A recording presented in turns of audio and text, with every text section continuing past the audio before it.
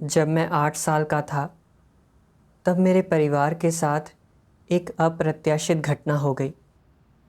तभी से मेरी माँ और मैं एक दूसरे पर निर्भर हो गए और वह वापस मुझे हमारे देहात वाले घर में ले आई। उस समय हम बेहद गरीब और बदहाल थे। दूसरे लोग बहुमंजिला घरों में रहते थे, जबकि हम खपरैल की छत वाली एक झोंपड़ी में रहते थे। हम बहुत मुश्किल में थे। मैं दूसरों से ईर्ष्या करता था और उम्मीद करता था कि बड़ा होकर मैं ढेर सारे पैसे कमा पाऊंगा ताकि मेरी माँ और मैं आर्थिक रूप से सुरक्षित हो सकें। पैसे कमाने के लिए मैंने हाई स्कूल के बाद पढ़ाई छोड़ दी। उस समय भाई बहन चाहते थे कि मैं कलीसिया में शामिल होकर कलीसियाई जीवन जीऊं, लेकिन मुझे चिंता थी कि सभाओं में भाग लेने से पैसे कमाने के मेरे रास्ते में बाधा आएगी।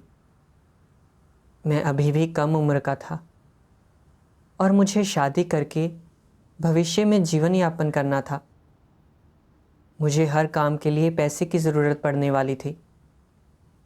इसलिए मैंने भाई बहनों की भली बातों और सलाह को ठुकरा दिया और सधे कदमों से धन, प्रसिद्धि और लाभ की राह पर चल पड़ा।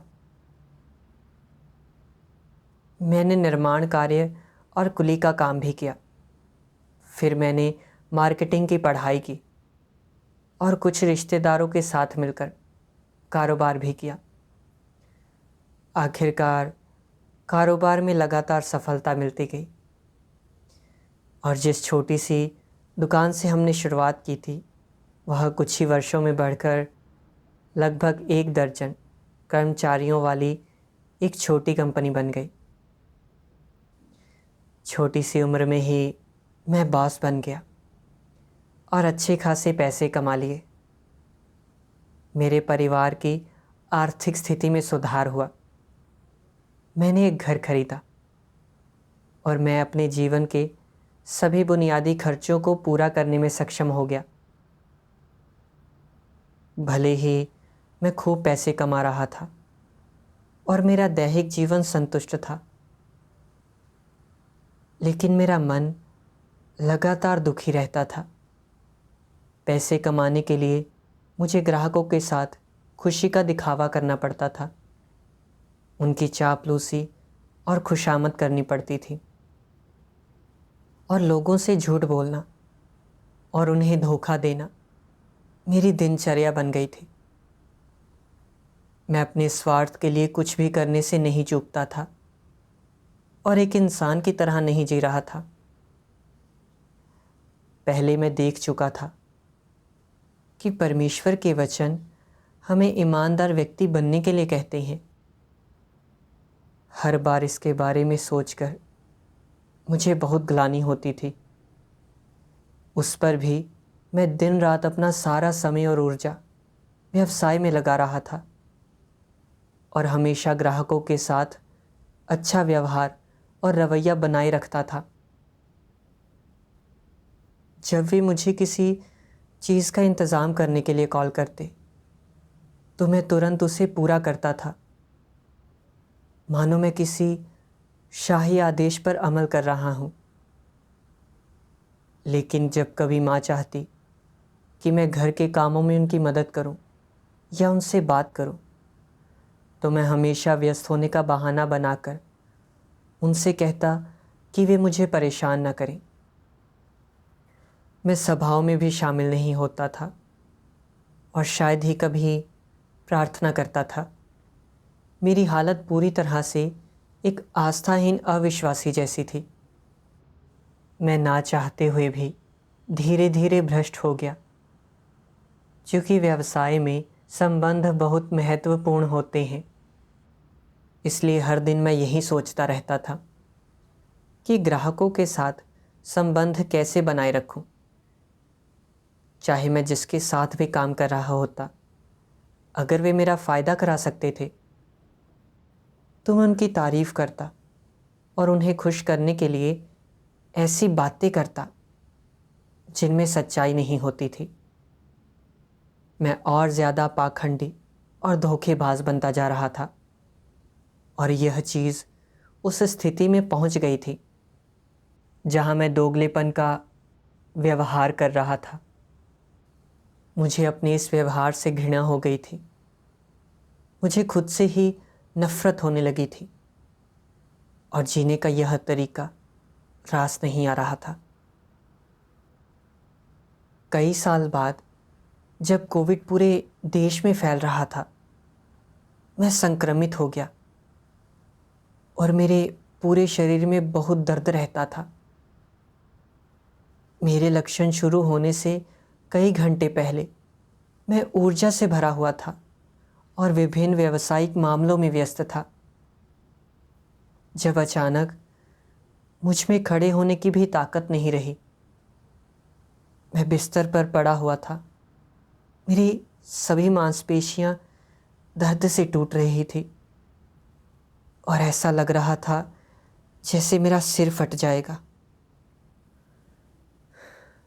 मुझे बहुत तेज़ बुखार था जो कम ही नहीं हो रहा था। मेरे होंठ सूख कर फट गए थे। मुझे उल्टी और दस्त हो रहे थे। मेरी हालत खराब थी, मानो मौत करीब हो। तभी मैंने महसूस किया कि इंसान कितना क्षणभंगुर और अदना होता है। उस समय मैं सोच रहा था, आखिर मैं इस तरह से क्यों जी रहा हूँ। अतीत की घटनाओं का एक एक दृश्य मेरे मन में किसी फिल्म की तरह उभरने लगा और मैंने सोचा, दिन रात मैं ज़्यादा पैसे कमाने के तरीक़ों पर ही दिमाग लड़ाता रहा हूँ। क्या मैं वाकई सिर्फ पैसे कमाने और इस तरह काम करने के लिए जी रहा हूँ? क्या यह सब सिर्फ मेरे घमंड और आत्मसम्मान की संतुष्टि के लिए है, ताकि लोग मेरे बारे में अच्छा सोचें? सिर्फ खाने पीने और मौज मस्ती में लिप्त रहने के लिए है? क्या यही मेरे जीवन का उद्देश्य है? क्या यही सब मेरे जीवन का सार है? क्या मैं वाकई ऐसी ही मौत मरने वाला हूँ?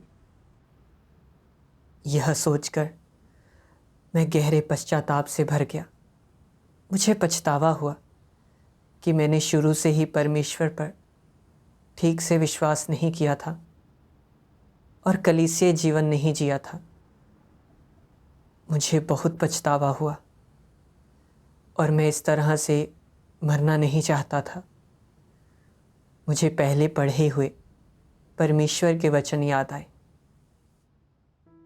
सर्वशक्तिमान परमेश्वर कहता है, एक के बाद एक सभी तरह की आपदाएं आ पड़ेंगी। सभी राष्ट्र और स्थान आपदाओं का सामना करेंगे। हर जगह महामारी, अकाल, बाढ़, सूखा और भूकंप आएंगे। ये आपदाएं सिर्फ एक दो जगहों पर ही नहीं आएंगी, न ही वे एक दो दिनों में समाप्त होंगी, बल्कि इसके बजाय वे बड़े से बड़े क्षेत्र तक फैल जाएंगी और अधिकाधिक गंभीर होती जाएंगी। इस दौरान एक के बाद एक सभी प्रकार की कीट जनित महामारियां उत्पन्न होंगी और हर जगह नरभक्षण की घटनाएं होंगी। सभी राष्ट्रों और लोगों पर यह मेरा न्याय है। लोग अपना जीवन धन दौलत और प्रसिद्धि का पीछा करते हुए बिता देते हैं।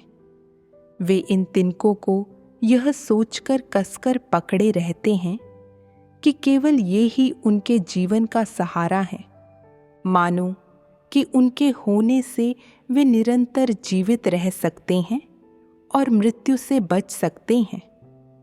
परंतु जब मृत्यु उनके सामने खड़ी होती है, केवल तभी उन्हें समझ आता है कि ये चीज़ें उनकी पहुंच से कितनी दूर हैं। मृत्यु के सामने वे कितने कमज़ोर हैं, वे कितनी आसानी से बिखर जाते हैं, वे कितने एकाकी और असहाय हैं और वे कहीं से सहायता नहीं मांग सकते हैं। उन्हें समझ आ जाता है कि जीवन को धन दौलत और प्रसिद्धि से नहीं खरीदा जा सकता है, कि कोई व्यक्ति चाहे कितना ही धनी क्यों न हो, उसका पद कितना ही ऊंचा क्यों न हो, मृत्यु के सामने सभी समान रूप से कंगाल और महत्वहीन हैं। उन्हें समझ आ जाता है कि धन दौलत से जीवन नहीं खरीदा जा सकता है, प्रसिद्धि मृत्यु को नहीं मिटा सकती है। न तो धन दौलत और न ही प्रसिद्धि किसी व्यक्ति के जीवन को 1 मिनट या 1 पल के लिए भी बढ़ा सकती है। लोग जितना अधिक इस प्रकार महसूस करते हैं, उतनी ही अधिक उनकी जीवित रहने की लालसा बढ़ जाती है। लोग जितना अधिक इस प्रकार महसूस करते हैं, उतना ही अधिक वे मृत्यु के पास आने से भयभीत होते हैं। केवल इसी मोड़ पर उन्हें वास्तव में समझ में आता है कि उनका जीवन उनका नहीं है और उनके नियंत्रण में नहीं है, और किसी का इस पर वश नहीं है कि वह जीवित रहेगा या मर जाएगा। यह सब उसके नियंत्रण से बाहर है। दरअसल मैंने ये वचन पहले भी कई बार पढ़े थे। हालांकि मैं विपत्तियों से डरता था। जब तक वे मुझ पर नहीं आती थी, तब तक मुझे हमेशा यही लगता था कि वे काफ़ी दूर हैं और मैं धन दौलत और मनचाही ज़िंदगी जीने में लगा रहता था, जैसा मैं पहले करता रहा था। अब मैं बिस्तर पर पड़ा था और मेरा पूरा शरीर दर्द से कराह रहा था। मेरा दिमाग बंद हो गया था और तभी मुझे समझ आया कि भले ही पैसा लोगों को कुछ भौतिक सुख दे सकता है, लेकिन कोविड का सामना करते समय यह बेकार है। आखिरकार मुझे एहसास हुआ कि मैं अज्ञानी और अंधा था। मैं कितना अड़ियल था। ध्यान से देखे तो भले ही मैं परमेश्वर में विश्वास करता था, पर मैंने उसके वचनों को पूरी तरह से नज़रअंदाज कर दिया था और धन, प्रसिद्धि और लाभ की अपनी लालसा को कभी नहीं रोका था। परमेश्वर और उसके वचनों के प्रति यही मेरा असली रवैया था। जब मैं कोविड से संक्रमित हुआ, तभी मैंने आत्मचिंतन करना शुरू किया। मैंने प्रभु यीशु की बात पर विचार किया। यदि मनुष्य सारे जगत को प्राप्त करे और अपने प्राण की हानि उठाए तो उसे क्या लाभ होगा, या मनुष्य अपने प्राण के बदले क्या देगा। मुझे आखिरकार इन वचनों का कुछ मतलब समझ आ गया। वास्तव में पैसे से जीवन नहीं खरीदा जा सकता। मैंने बिस्तर पर किसी तरह करवट बदली और घुटनों के बल बैठकर प्रार्थना करने लगा। सर्वशक्तिमान परमेश्वर,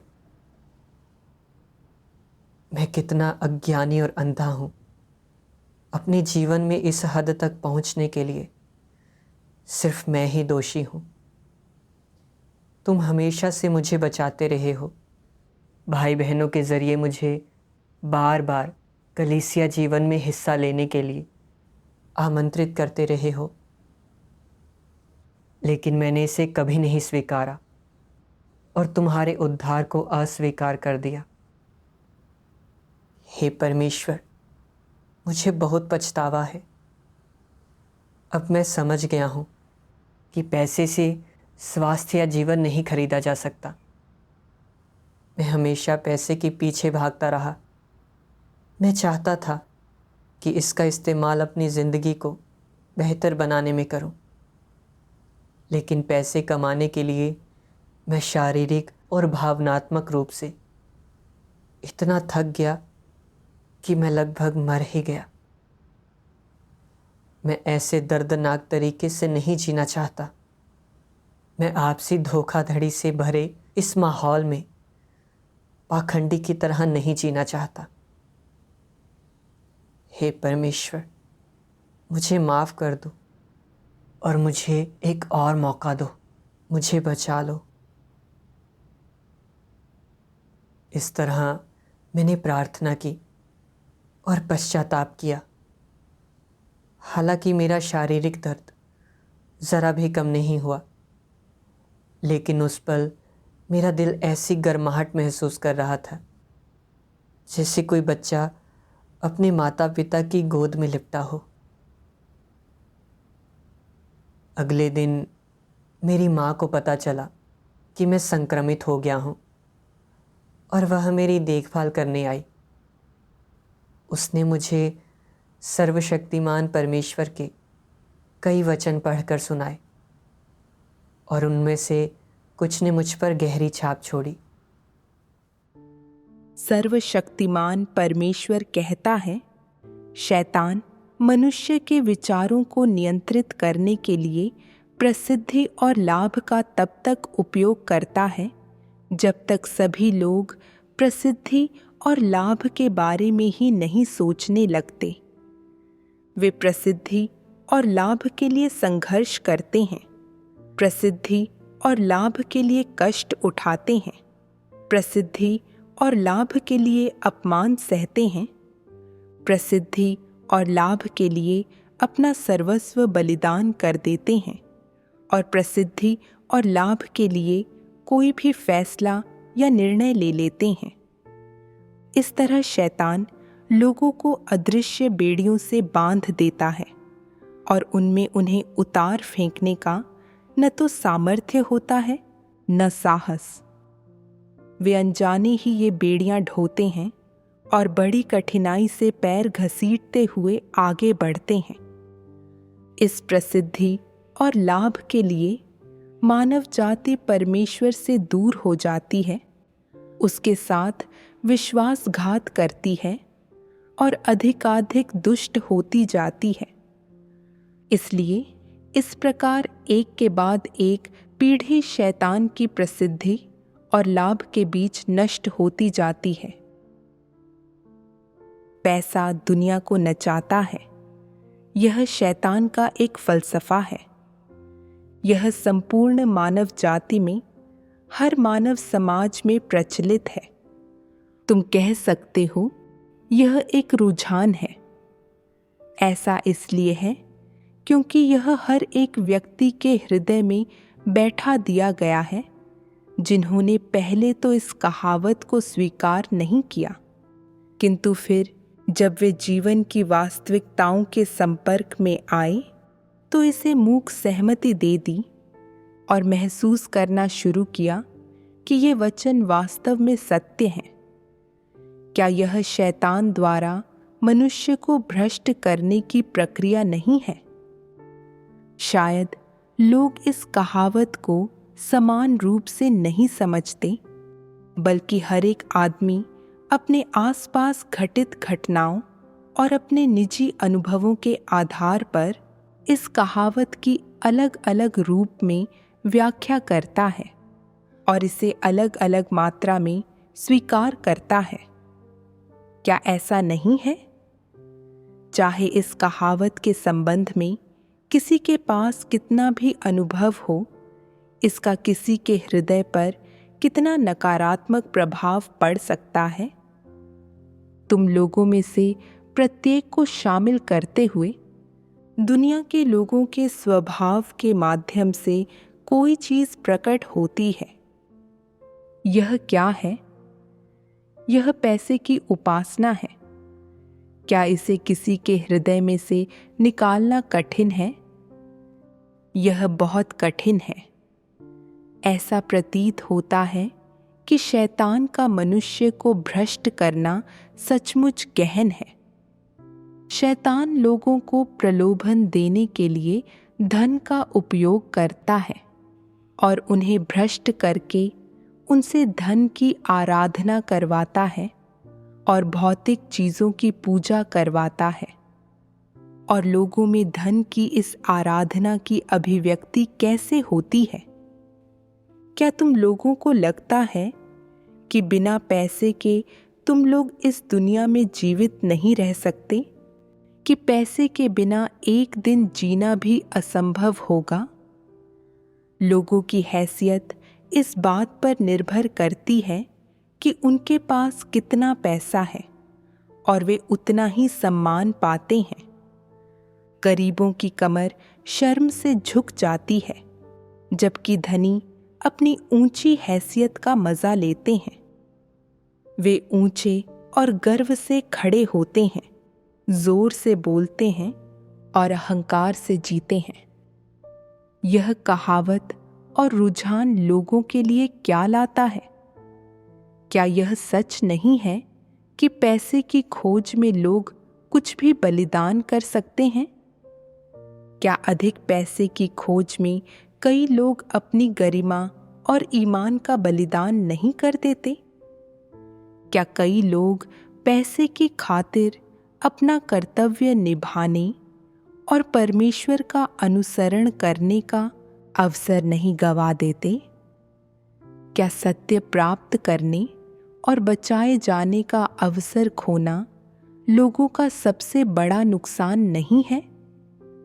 क्या मनुष्य को इस हद तक भ्रष्ट करने के लिए इस विधि और इस कहावत का उपयोग करने के कारण शैतान कुटिल नहीं है? क्या यह दुर्भावनापूर्ण चाल नहीं है? सर्वशक्तिमान परमेश्वर के वचनों को पढ़कर मुझे लगा कि हर वाक्य सत्य है। उसने जो वचन कहे वे बहुत सही थे और वे मेरे दिल की गहराई तक उतर गए। मैं वैसा ही था जैसा परमेश्वर ने उजागर किया था। हमेशा पैसे की पूजा करना पैसे से बढ़कर कुछ नहीं है कि विचार के अनुसार कार्य करना। मैं मानता था कि अगर मेरे पास पैसा होगा तो मेरे पास सब कुछ होगा और मैं उच्च वर्ग का जीवन जी पाऊंगा, अपनी मर्जी से जी पाऊंगा और दूसरे मुझे बहुत सम्मान देंगे। और अगर मेरे पास पैसा नहीं होगा तो मैं कुछ भी नहीं कर पाऊंगा। परमेश्वर के वचनों ने जो उजागर किया उसके माध्यम से मैंने शैतान की दुर्भावना और घृणित इरादों को देखा। शैतान ने मेरे दिमाग को नियंत्रित करने के लिए धन, प्रसिद्धि और लाभ का इस्तेमाल किया, जिससे मैं इन चीज़ों में गहराई तक खो गया और पैसे के पीछे भागने को अपने जीवन का लक्ष्य और दिशा बना लिया, जिससे मैं परमेश्वर से दूर हो गया और उसे धोखा देने लगा और अधिक से अधिक धोखेबाज, दुष्ट और लालची होता गया। शैतान चाहता था कि मैं भी उसी के साथ नष्ट हो जाऊं। पहले मैं उन विचारों के अनुसार जीता था जो शैतान ने मेरे अंदर डाले थे। मेरा दिमाग पैसे, प्रसिद्धि और लाभ के अलावा किसी और चीज़ में नहीं लगता था। मुझे लगता था कि लोग पैसे के बिना कुछ नहीं कर सकते और जिनके पास पैसा है वे बेहतर जीवन का आनंद ले सकते हैं और लोग भी उनके बारे में अच्छा सोचने लगते हैं। इस साधारण से लगने वाले विश्वास ने मुझे अदृश्य जंजीरों से जकड़ रखा था, मुझे मजबूती से शैतान के वश कर दिया था और मुझ में मुक्त होने के लिए लेश मात्र भी साहस नहीं था। इस तरह मुझे शैतान ने धोखा दिया और भ्रष्ट किया। पैसे, प्रसिद्धि और लाभ के लिए मैं उदासीन और हृदयहीन हो गया। तिकड़म लगाकर झूठे और धोखाधड़ी वाले काम करने लगा। मैं बिल्कुल भी इंसान की तरह नहीं जी रहा था। कुछ पैसे कमाने के बाद अपना दर्द कम करने के लिए मैं हर जगह घूमने फिरने लगा। वास्तव में यह खुद को सुन्न करने का एक अस्थायी तरीका था। भले ही मैंने अपनी सारी ऊर्जा और समय काम में लगा दिया था ताकि मेरा जीवन समृद्ध हो जाए, लेकिन मैं अपने अंदर के खालीपन को कभी दूर नहीं कर पाया। यह परमेश्वर के वचन थे जिन्होंने मेरे हृदय को जागृत किया। मैंने अपनी गतिविधियों की बारीकी से जांच शुरू कर दी। मैं लगातार धन, प्रसिद्धि और लाभ के पीछे नहीं भागना चाहता था। ये चीज़ें उतनी शक्तिशाली नहीं थी जितनी मैंने कल्पना की थी। जब मैं बिस्तर पर बीमार पड़ा था और उठ नहीं पा रहा था, तो भौतिक सुख और पैसा सब बहुत महत्वहीन लग रहे थे। पैसा मनुष्य का जीवन नहीं बचा सकता और यह मनुष्य के अस्तित्व का मूल नहीं है। यह लोगों को दर्द से मुक्त नहीं कर सकता है। फिर मैंने खोज शुरू की कि मुझे मूल्यवान और अर्थपूर्ण जीवन जीने के लिए क्या करना चाहिए। उस समय मैंने परमेश्वर के वचन पढ़े। सर्वशक्तिमान परमेश्वर कहता है, एक ऐसे व्यक्ति के रूप में जो सामान्य है और जो परमेश्वर के प्रति प्रेम का अनुसरण करता है, परमेश्वर के जन बनने के लिए राज्य में प्रवेश करना ही तुम सबका असली भविष्य है। और यह ऐसा जीवन है जो अत्यंत मूल्यवान और सार्थक है। कोई भी तुम लोगों से अधिक धन्य नहीं है। मैं यह क्यों कहता हूँ? क्योंकि जो लोग परमेश्वर में विश्वास नहीं करते, वो देह के लिए जीते हैं और वो शैतान के लिए जीते हैं। लेकिन आज तुम लोग परमेश्वर के लिए जीते हो और परमेश्वर की इच्छा के अनुसार चलने के लिए जीवित हो। यही कारण है कि मैं कहता हूँ कि तुम्हारे जीवन अत्यंत महत्वपूर्ण हैं। केवल इसी समूह के लोग, जिन्हें परमेश्वर द्वारा चुना गया है, अत्यंत महत्वपूर्ण जीवन जीने में सक्षम हैं। पृथ्वी पर और कोई इतना मूल्यवान और सार्थक जीवन नहीं जी सकता। इससे फर्क नहीं पड़ता कि कोई व्यक्ति क्या कर्तव्य निभाता है, यह सबसे उचित काम है जो वह कर सकता है। मानव जाति के बीच सबसे सुंदर और सबसे न्यायपूर्ण काम है। सृजित प्राणियों के रूप में लोगों को अपना कर्तव्य निभाना चाहिए और केवल तभी वे सृष्टिकर्ता की स्वीकृति प्राप्त कर सकते हैं। सृजित प्राणी सृष्टिकर्ता के प्रभुत्व में जीते हैं और वे वह सब जो परमेश्वर द्वारा प्रदान किया जाता है और हर वह चीज़ जो परमेश्वर से आती है स्वीकार करते हैं। इसलिए उन्हें अपनी जिम्मेदारियां और दायित्व पूरे करने चाहिए। यह पूरी तरह से स्वाभाविक और न्यायोचित है और यह परमेश्वर का आदेश है। इससे यह देखा जा सकता है कि लोगों के लिए सृजित प्राणी का कर्तव्य निभाना धरती पर रहते हुए किए गए किसी भी अन्य काम से कहीं अधिक उचित, सुंदर और भद्र होता है। मानव जाति के बीच कुछ भी इससे अधिक सार्थक या योग्य नहीं होता और सृजित प्राणी का कर्तव्य निभाने की तुलना में अन्य कुछ भी किसी सृजित व्यक्ति के जीवन के लिए अधिक अर्थपूर्ण और मूल्यवान नहीं है। पृथ्वी पर सच्चाई और ईमानदारी से सृजित प्राणी का कर्तव्य निभाने वाले लोगों का समूह ही सृष्टिकर्ता के प्रति समर्पण करने वाला होता है। यह समूह सांसारिक प्रवृत्तियों का अनुसरण नहीं करता।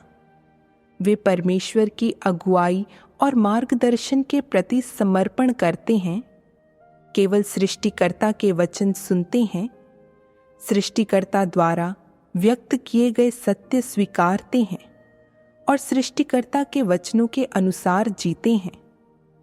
यह सबसे सच्ची, सबसे शानदार गवाही है और यह परमेश्वर में विश्वास की सबसे अच्छी गवाही है।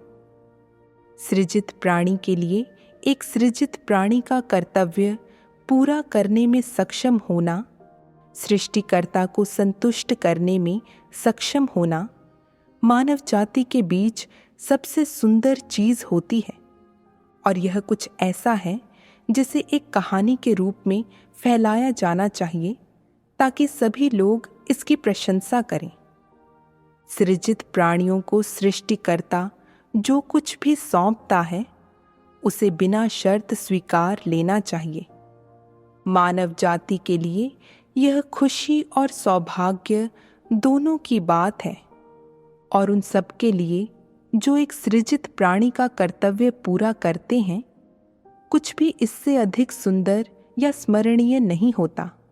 यह एक सकारात्मक चीज है। सर्वशक्तिमान परमेश्वर के वचन पढ़कर मुझे जीवन में एक दिशा मिली। मैंने समझा कि एक सृजित प्राणी के रूप में हमें सत्य का अनुसरण करने, परमेश्वर के इरादों को संतुष्ट करने और सृष्टिकर्ता की स्वीकृति पाने के लिए जीना चाहिए। एक सृजित प्राणी के रूप में हमें अपना कर्तव्य निभाना चाहिए और अपनी जिम्मेदारी पूरी करनी चाहिए।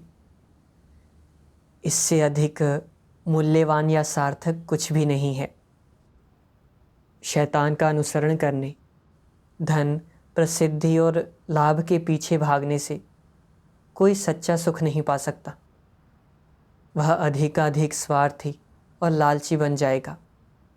अंततः वह शैतान द्वारा पूरी तरह से बंदी बना लिया जाएगा और अनंत पीड़ा में गिर जाएगा। अब परमेश्वर का अंत के दिनों का कार्य लगभग समाप्त हो चुका था।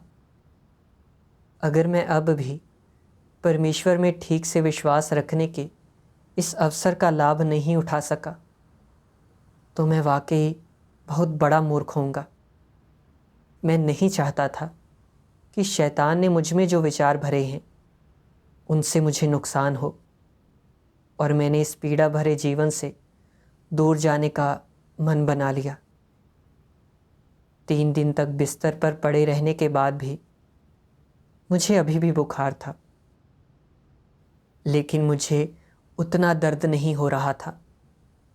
मैंने अपनी माँ से कहा, मैं सभाओं में जाना चाहता हूँ। कुछ ही समय में मैंने कलीसिया जीवन जीना शुरू कर दिया और मैंने अपने दिल में परमेश्वर को धन्यवाद दिया। परमेश्वर ने मुझे उसके घर लौटने का एक और मौका दिया था और मुझे इसे ठीक से संजोना था। मैं उसके इरादों पर खरा उतरने में नाकाम नहीं हो सकता था। हालांकि मेरे सामने अभी भी एक दुविधा थी। मेरे व्यवसाय में कुछ पुराने ग्राहक थे। भले ही मैं अब व्यवसाय को बढ़ाने के लिए उतनी बेताबी से कोशिश नहीं कर रहा था, फिर भी मैंने अपनी ऊर्जा उसमें लगा दी। मैं सभाओं के दौरान असहज महसूस करता था। परमेश्वर के सामने अपने दिल को शांत नहीं कर पाता था। जब सभाएं समाप्त हो जाती थी तो मैं अपना फ़ोन निकालता और ग्राहकों की मिस्ड कॉल और संदेशों के अलावा कुछ नहीं देखता। हर सभा में मुझे कई तरह की गड़बड़ियों का अनुभव होता था। मुझे याद है कि एक बार मैं एक सभा के लिए जा रहा था तो मुझे अचानक एक ग्राहक का फ़ोन आया जिसे कुछ सामान की तुरंत ज़रूरत थी। मैं उस जगह पर लगभग पहुंच ही गया था जहां हम सभा कर रहे थे, लेकिन ग्राहक के दबाव में आकर सभा स्थल पर पहुंचकर मैंने भाई बहनों से कहा कि मुझे कुछ ज़रूरी काम आ गया है और फिर जल्दबाजी में वहाँ से चला गया। मुझे लगा कि सभाओं और काम में ठीक से तालमेल नहीं बैठ रहा है और मैं व्यवसाय छोड़ना चाहता था, लेकिन मैं बहुत उलझन में था। पहले मैं पूरे दिन ग्राहकों से मिलता रहता था, किसी भी तरह से उनके साथ अपने रिश्ते बनाए रखना चाहता था। अगर मैं अब रुक गया और पिछले सारी कोशिशों पर पानी फेर दिया, तो यह वास्तव में शर्म की बात होगी। मैं सभाओं में जाना तो चाहता था, लेकिन पैसे भी नहीं छोड़ सकता था। इसलिए मैंने परमेश्वर से प्रार्थना की कि मुझे कोई रास्ता दिखाए। एक दिन मैंने परमेश्वर के वचनों का एक अंश पढ़ा। सर्वशक्तिमान परमेश्वर कहता है, अगर मैं तुम लोगों के सामने कुछ पैसे रखूं और तुम्हें चुनने की आज़ादी दूं, और अगर मैं तुम्हारी पसंद के लिए तुम्हारी निंदा न करूं, तो तुम में से ज़्यादातर लोग पैसे का चुनाव करेंगे और सत्य को छोड़ देंगे। तुम में से जो बेहतर होंगे वे पैसे को छोड़ देंगे और अनिच्छा से सत्य को चुन लेंगे, जबकि इन दोनों के बीच वाले एक हाथ से पैसे को पकड़ लेंगे और दूसरे हाथ से सत्य को। इस तरह तुम्हारा असली रंग क्या स्वतः प्रकट नहीं हो जाता? सत्य और किसी ऐसी अन्य चीज के बीच जिसके प्रति तुम वफादार हो, चुनाव करते समय तुम सभी ऐसा ही निर्णय लोगे और तुम्हारा रवैया ऐसा ही रहेगा। क्या ऐसा नहीं है? क्या तुम लोगों में बहुतेरे ऐसे नहीं हैं जो सही और गलत के बीच में झूलते रहे हैं? सकारात्मक और नकारात्मक, काले और सफेद के बीच प्रतियोगिता में तुम लोग निश्चित तौर पर अपने उन चुनावों से परिचित हो जो तुमने परिवार और परमेश्वर, संतान और परमेश्वर, शांति और विघटन, अमीरी और गरीबी, हैसियत और मामूलीपन, समर्थन दिए जाने और दरकिनार किए जाने इत्यादि के बीच किए हैं। शांतिपूर्ण परिवार और टूटे हुए परिवार के बीच तुमने पहले को चुना, और ऐसा तुमने बिना किसी संकोच के किया। धन संपत्ति और कर्तव्य के बीच तुमने फिर से पहले को चुना, यहाँ तक कि तुम्हें किनारे पर वापस लौटने की इच्छा भी नहीं रही। विलासिता और निर्धनता के बीच तुमने पहले को चुना। अपने बेटों, बेटियों, पत्नियों और पतियों तथा मेरे बीच तुमने पहले को चुना, और धारणा और सत्य के बीच तुमने एक बार फिर पहले को चुना। तुम लोगों के दुष्कर्मों को देखते हुए मेरा विश्वास ही तुम पर से उठ गया है। मुझे बहुत आश्चर्य होता है कि तुम्हारा हृदय कोमल बनने का इतना प्रतिरोध करता है। सालों की लगन और प्रयास से मुझे स्पष्टतः केवल तुम्हारे परित्याग और निराशा से अधिक कुछ नहीं मिला, लेकिन तुम लोगों के प्रति मेरी आशाएं हर गुजरते दिन के साथ बढ़ती ही जाती हैं, क्योंकि मेरा दिन सबके सामने पूरी तरह से खुला पड़ा रहा है। फिर भी तुम लोग लगातार अंधेरी और बुरी चीज़ों की तलाश में रहते हो और उन पर अपनी पकड़ ढीली करने से इनकार करते हो। तो फिर तुम्हारा परिणाम क्या होगा? क्या तुम लोगों ने कभी इस पर सावधानी से विचार किया है? अगर तुम लोगों को फिर से चुनाव करने को कहा जाए तो तुम्हारा क्या रुख रहेगा? क्या अब भी तुम लोग पहले को ही चुनोगे? क्या अब भी तुम मुझे निराशा और भयंकर कष्ट ही पहुंचाओगे? क्या अब भी तुम्हारे हृदयों में थोड़ा सा भी सौहार्द होगा? क्या तुम अब भी इस बात से अनभिज्ञ रहोगे कि मेरे हृदय को सुकून पहुंचाने के लिए तुम्हें क्या करना चाहिए? इस क्षण तुम्हारा चुनाव क्या है? क्या तुम मेरे वचनों के प्रति समर्पण करोगे या उनसे विमुख रहोगे? परमेश्वर के वचनों को पढ़ने के बाद मुझे एहसास हुआ कि जैसा परमेश्वर ने कहा था मैं एक ऐसा व्यक्ति था जो एक हाथ से धन और दूसरे हाथ से सत्य थामे हुए था। हालांकि मैंने स्पष्टता से देखा था कि पैसा मनुष्य का जीवन नहीं बचा सकता। यह मनुष्य के अस्तित्व का मूल नहीं है और यह लोगों को दर्द से मुक्त नहीं कर सकता। फिर भी मैं इसके लोभ से नहीं बच पाया। जब मेरे व्यवसाय और सभा के समय में टकराव पैदा हुआ तो मैंने पैसे को प्राथमिकता दी और सही चुनाव नहीं कर पाया। क्या मैं बहुत जिद्दी और मूर्ख नहीं था? मैं वैसा ही था जैसा परमेश्वर के वचनों ने उजागर किया था। फिर भी तुम लोग लगातार अंधेरी और बुरी चीज़ों की तलाश में रहते हो और उन पर अपनी पकड़ ढीली करने से इनकार करते हो। मेरा दिल इतना जिद्दी और हठी था कि मैं परमेश्वर की विचारशीलता को ज़रा भी नहीं समझ पाया और मैं पूरी तरह से नहीं समझ पाया था कि परमेश्वर मनुष्य की प्रतीक्षा में कैसे रहता है। मैं परमेश्वर पर सही तरीके से विश्वास करना चाहता था। मैं अब और उसके इरादों पर खरा उतरने में नाकाम नहीं हो सकता था। हालांकि मैं जानता था कि मेरा आध्यात्मिक कद छोटा था और मैं अपने दम पर इससे आगे नहीं बढ़ सकता था।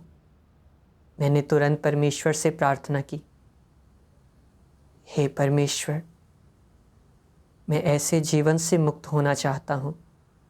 मैं सारा दिन काम करने और पैसे कमाने में व्यस्त रहता हूँ और मैं शांति से तुम्हारे वचनों को पढ़ने और सभा में जाने में असमर्थ हूँ। इस तरह से जीने से मेरे कलीसिया जीवन पर गंभीर असर पड़ा है। परमेश्वर, मुझे कोई रास्ता दिखाओ। मैं वास्तव में बदलना चाहता हूँ। मुझे इस दर्द भरे जीवन से मुक्त होने के लिए आस्था और शक्ति दो। बाद में एक सभा के दौरान मैंने परमेश्वर के वचनों के 2 अंश पढ़े जिन्होंने मेरे दिल को गहराई से छुआ।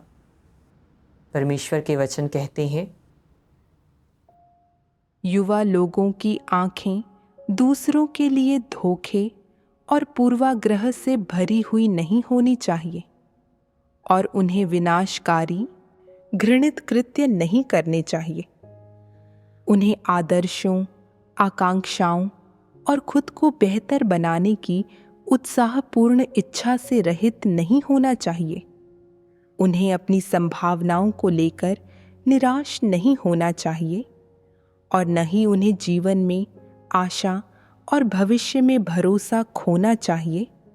उनमें उस सत्य के मार्ग पर बने रहने की दृढ़ता होनी चाहिए जिसे उन्होंने अब चुना है, ताकि वे मेरे लिए अपना पूरा जीवन खपाने की अपनी इच्छा साकार कर सकें। उन्हें सत्य से रहित नहीं होना चाहिए, न ही उन्हें ढोंग और अधर्म को छिपाना चाहिए। उन्हें उचित रुख पर दृढ़ रहना चाहिए। उन्हें सिर्फ यूं ही धारा के साथ बह नहीं जाना चाहिए, बल्कि उनमें न्याय और सत्य के लिए बलिदान और संघर्ष करने की हिम्मत होनी चाहिए। युवा लोगों में अंधेरे की शक्तियों के दमन के सामने समर्पण न करने और अपने अस्तित्व के महत्व को रूपांतरित करने का साहस होना चाहिए। युवा लोगों को प्रतिकूल परिस्थितियों के सामने नतमस्तक नहीं हो जाना चाहिए, बल्कि अपने भाइयों और बहनों के लिए माफ़ी की भावना के साथ खुला और स्पष्ट होना चाहिए। युवा लोगों को मुद्दों में विवेक का उपयोग करने और न्याय और सत्य की तलाश करने के संकल्प से रहित नहीं होना चाहिए। तुम लोगों को सभी सुंदर और अच्छी चीज़ों का अनुसरण करना चाहिए और तुम्हें सभी सकारात्मक चीज़ों की वास्तविकता प्राप्त करनी चाहिए। तुम्हें अपने जीवन के प्रति उत्तरदायी होना चाहिए और उसे हल्के में नहीं लेना चाहिए। जागो भाइयों, जागो बहनों, मेरे दिन में देरी नहीं होगी। समय जीवन है और समय को थाम लेना जीवन बचाना है। वह समय बहुत दूर नहीं है। यदि तुम लोग महाविद्यालय की प्रवेश परीक्षा में उत्तीर्ण नहीं होते तो तुम पढ़ाई कर सकते हो और जितनी बार चाहो फिर से परीक्षा दे सकते हो। लेकिन मेरा दिन अब और देरी बर्दाश्त नहीं करेगा। याद रखो, याद रखो, मैं इन अच्छे वचनों के साथ तुमसे आग्रह करता हूँ। दुनिया का अंत खुद तुम्हारी आंखों के सामने प्रकट हो रहा है और बड़ी बड़ी आपदाएं तेजी से निकट आ रही हैं। क्या अधिक महत्वपूर्ण है, तुम लोगों का जीवन या तुम्हारा सोना, खाना पीना और पहनना ओढ़ना? समय आ गया है कि तुम इन चीजों पर विचार करो। परमेश्वर के इन वचनों को पढ़कर मेरा दिल बहुत भावुक हो गया और मैंने सोचा, मैंने पहले ही कई मौके गंवा दिए हैं और मुझे वह समय वापस नहीं मिलेगा। आजकल सभी देशों में स्थिति अशांत है। भूकंप, युद्ध, महामारी और अन्य प्राकृतिक और मानव निर्मित आपदाएं लगातार जारी हैं। हमारे लिए सत्य का अनुसरण करने के लिए ज़्यादा वक्त नहीं बचेगा। अगर मैं चूकता रहा तो मैं हमेशा के लिए चूक सकता हूँ। मुझे शायद कभी दूसरा मौका न मिले। क्या मैं परमेश्वर पर विश्वास करने के लिए मृत्यु का सामना करने तक प्रतीक्षा करूँगा? क्या तब तक बहुत देर नहीं हो जाएगी? अधिक महत्वपूर्ण क्या है, पैसा कमाना या मेरा जीवन? अब समय आ गया है कि मैं इन सब पर विचार करूं। युवा लोगों के लिए परमेश्वर के इरादों और अपेक्षाओं का मुझे उसके वचनों से पता चला।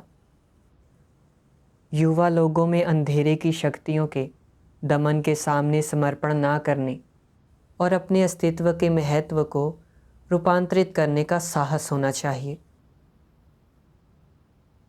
परमेश्वर के वचनों ने मुझे आस्था और शक्ति दी। अब मैं इस तरह ज़िद्दी और मूर्ख नहीं बना रह सकता था।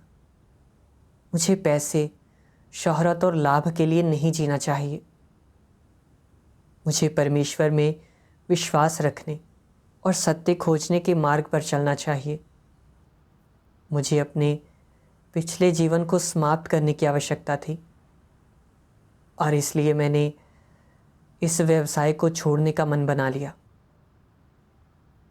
इसके बाद मैंने अपने रिश्तेदारों को इस विचार के बारे में बताया।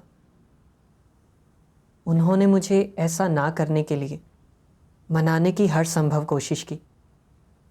उन्होंने कहा कि वे मेरे साल के अंत के वेतन और मूल वेतन दोनों को बढ़ा देंगे। इस तरह मैं हर महीने 10,000 युआन से अधिक कमाऊंगा और साल के अंत के वेतन के साथ मैं एक साल में लगभग 2 लाख युआन कमाऊंगा। यह एक छोटे शहर में रहने वाले किसी भी व्यक्ति के लिए काफ़ी ज़्यादा था। मुझे बहुत लालच दिया गया। हालांकि यह एक आकर्षक प्रस्ताव था, पर मैंने पहले ही अपना मन बना लिया था। मैं अब एक हाथ में पैसा और दूसरे हाथ में सत्य थामे हुए यह जीवन नहीं जीना चाहता था। बाद में मैंने परमेश्वर के और भी वचन पढ़े। सर्वशक्तिमान परमेश्वर कहता है, यदि तुम उच्च पद वाले, सम्मानजनक प्रतिष्ठा वाले, प्रचुर ज्ञान से संपन्न, विपुल संपत्तियों के मालिक हो और तुम्हें बहुत लोगों का समर्थन प्राप्त है, तो भी ये चीज़ें तुम्हें परमेश्वर के आह्वान और आदेश को स्वीकार करने और जो कुछ परमेश्वर तुमसे कहता है उसे करने के लिए उसके सम्मुख आने से नहीं रोकती, तो फिर तुम जो कुछ भी करोगे वह पृथ्वी पर सर्वाधिक महत्वपूर्ण होगा और मनुष्य का सर्वाधिक न्याय संगत उपक्रम होगा। यदि तुम अपनी हैसियत और लक्ष्यों की खातिर परमेश्वर के आह्वान को अस्वीकार करोगे, तो जो कुछ भी तुम करोगे वह परमेश्वर द्वारा श्रापित और यहाँ तक कि तिरस्कृत भी किया जाएगा। पहले मैं अपनी देह और शैतान के लिए जी रहा था और सिर्फ पैसे, शोहरत और लाभ पर नज़र रखता था। नतीजतन मैं और भी दुष्ट और भ्रष्ट होता गया, परमेश्वर से दूर होता गया और हर दिन एक चलती फिरती लाश की तरह जीता रहा। अब मैं अपने जीने के तरीके बदलना चाहता था और पूरे दिल से परमेश्वर का अनुसरण करना चाहता था। मेरे रिश्तेदारों ने मुझे एक बार फिर रुक जाने के लिए कहा और यह जानकर कि शैतान मुझे परमेश्वर के सामने जाने से रोकने के लिए उनका इस्तेमाल कर रहा है, मैंने परमेश्वर से प्रार्थना की कि मुझे कोई रास्ता दिखाए। हे परमेश्वर, मैं पैसे, शोहरत और लाभ के पीछे भागते हुए गलत रास्ते पर नहीं चलना चाहता। मैं एक सार्थक और मूल्यवान जीवन जीना चाहता हूँ। मेरा मार्गदर्शन करो और मुझे शैतान के इस प्रलोभन पर विजय पाने के लिए आस्था दो। मैं समझ गया कि यह शैतान का मुझे बहकाने और जीतने का तरीका था।